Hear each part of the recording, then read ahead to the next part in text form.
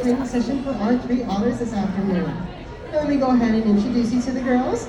We'll start off with the otter on the far right-hand side with my friend Kidness. That is our blondest otter, Ivy. Right in the middle with my friend Stephanie is our eldest otter, Rosa. She is 22. Then all the way on the left-hand side with my friend Sarah, that is Selka. She is our youngest and our resident brunette. And this training session utilizes a method called positive reinforcement, which means each of the otters are going to be asked to do different behaviors throughout the session. And if they choose to do the behaviors they are asked, they will be rewarded or positively reinforced with some of their favorite foods.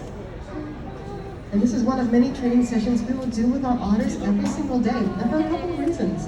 One, otters eat a lot of food. They eat about 25% of their body weight every day. If we were to eat like an otter, we would have to eat 20 large pizzas all by ourselves. Now, how many takers for that eating challenge? No? Just me? Oops, see a couple hands pop up over there.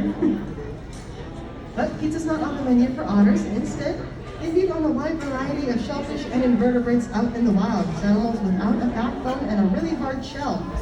Here at the aquarium, we will give our otters a combination of clam, shrimp, and squid. And all that food is in those silver buckets you see attached to the trainer's hips. And you can see Rosa was asked to come out of the water and onto the deck with Stephanie, and since she did choose to come on out, she's now being rewarded or positively reinforced with some of that food. And by having the otters hop out of the water and onto the deck of the exhibit, that is a good area we like to have the otters go to either examine them or to administer care. You might notice that Rosa will get some eye drops from Stephanie, and that is what we call a husbandry or animal care behavior. Because that's the other reason why we do these training sessions, is to build very strong and trusting bonds between our otters and their caretakers here at the aquarium. So when the time comes for us to either bring them on or off exhibit, or to administer care to them, they are comfortable doing so.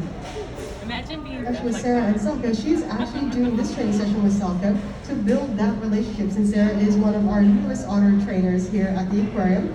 She's trying to build that nice, strong, and trusting bond with Selka. So you might see her ask her to do different types of behaviors throughout the session.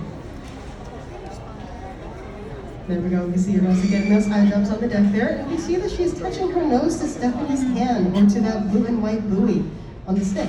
And that is what we call a target.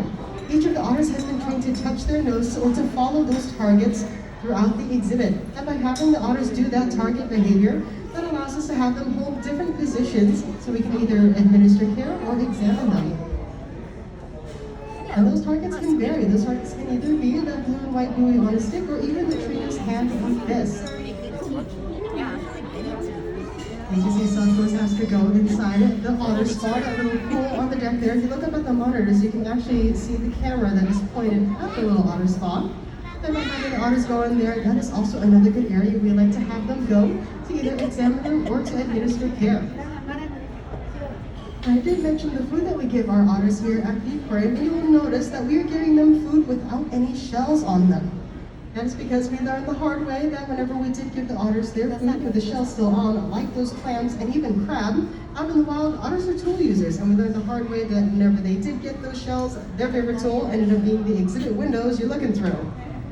They ended up scratching and scuffing that soft acrylic, and it made it hard for people to see inside the exhibit, and it also made window maintenance very difficult for our team. So we learned our lesson, but we will give them the soft and squishy parts of their food when they're on exhibit.